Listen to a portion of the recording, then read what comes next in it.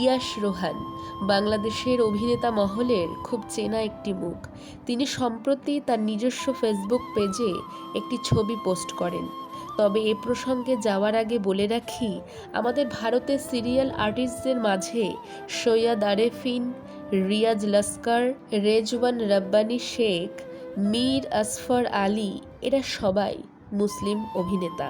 তবে তাদের ধর্ম জানার পরও আমরা তাদের সিরিয়াল, সিরিজ, ডেইলি ব্লগ দেখব না এটা বলি না, বা কটাক্ষ ভাষায় তাদের গালিগালাজও করি না। তবে ঠিক এমন ঘটনা ঘটেছে ইয়াশ রোহানের সাথে।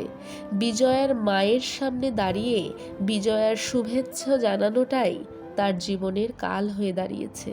তিনি হিন্দু ধর্মের মানুষ জেনে নানা সমালোচনার পাত্র হয়েছেন ইতিমধ্যে।